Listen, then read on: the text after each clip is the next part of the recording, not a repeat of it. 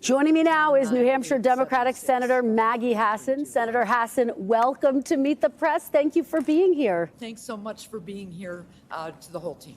Well, we are thrilled to be here in this beautiful state. Let me ask you about the stakes of the New Hampshire primary.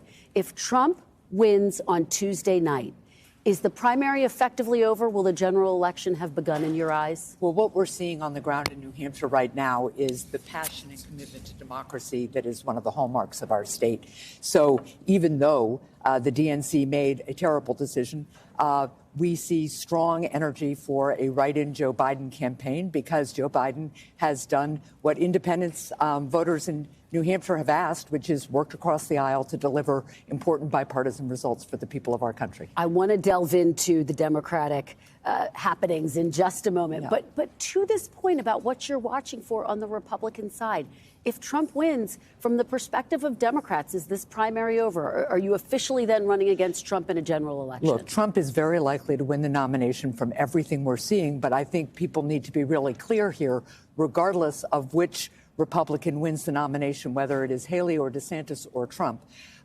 They are all committed to rolling this country backwards, to undermining democracy. So you look at President Trump, who advocates violence. He just did it in New Hampshire and Claremont a few weeks ago, calling opponents vermin, advocating violence. He encouraged violence on January 6th. He's an election denier. He brags about appointing the Supreme Court justices who have rolled back critical rights for America's women. And yet Nikki Haley says she's voting for him. Ron DeSantis says he's voting for him. So what we have is a group of Republicans who are all aligned with Donald Trump, would all undermine our democracy and ignore the rule of law. Let's talk about what is happening on the Democratic side. You have said, as you just reiterated here, that it was a mistake to allow South Carolina to be the first primary, something that the DNC President Biden opted for. Now President Biden is not on the ballot. 21 other names are. There's a write-in campaign on his behalf, as you just referenced. His primary challenger, Dean Phillips, said this about him on Saturday. Take a look. I can't even believe it, but the President of the United States is not on the ballot. So if you're not going to be on the ballot, if he wrote you off, why would you write him in? Does Dean Phillips have a point? What's your response? Well, first of all, I love our friends in South Carolina, and it's always been very important that we have an early primary window that reflects the diversity racially, demographically, geographically of our country. But here's what's unique about New Hampshire.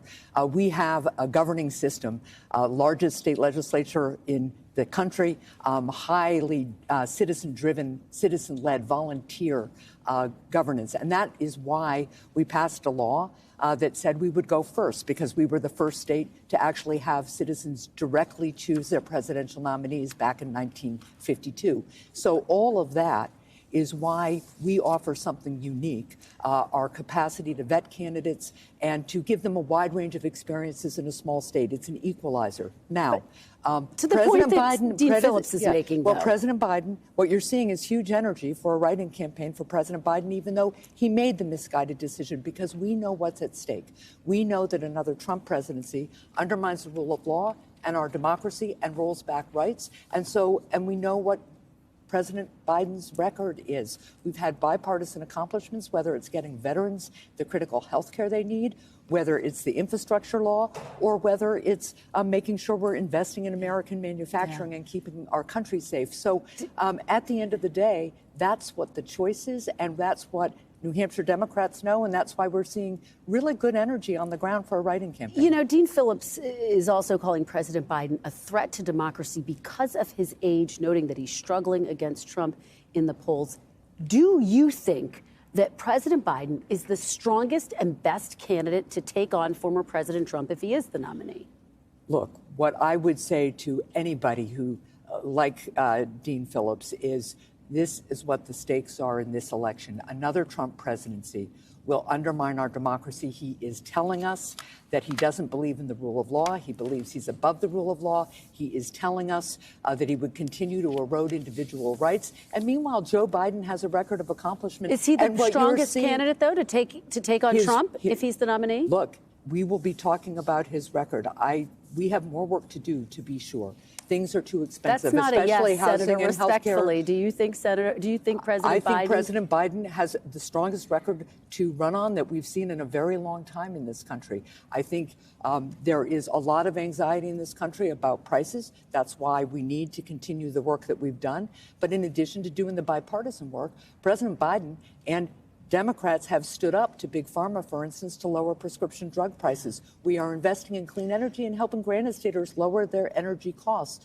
So at the end of the day, this is about a choice between a president with a proven bipartisan track record, putting politics aside, doesn't care what people say about him, doesn't care what they're saying about his age, and he's getting the work done with a bipartisan coalition. That's what the people of New Hampshire always tell me they want. Senator, let me ask you about a big issue that is looming over the 2024 race. It's a big topic on Capitol Hill right now, the issue of the border. President Biden said just this week that the border hasn't been secure in 10 years. Do you agree with him?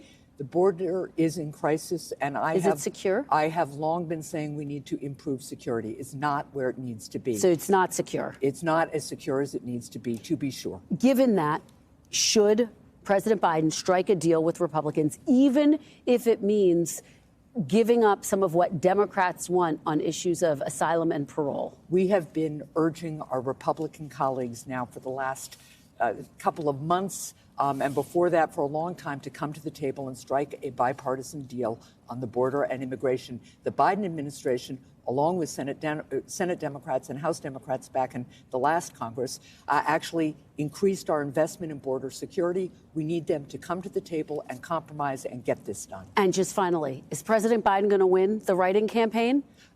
Write-in campaigns are really tough, but we are feeling really good about what we're seeing on the ground here. Is that a yes? I think that is very likely. But again, write-in campaigns are tough. But that's why it's so important for Democrats and independents, given the stakes in this election, to go to the polls on Tuesday, go down the list, fill in the circle for write-in, and write in Joe Biden's name, because this is a president who has gotten bipartisan results and knows there's more work to do and knows how to get more results. All right, Thank Senator you. Hassan, thank you so much. Great to see you Nice in to see you, person. too. Really appreciate it. Thanks for watching. Stay updated about breaking news and top stories on the NBC News app or follow us on social media.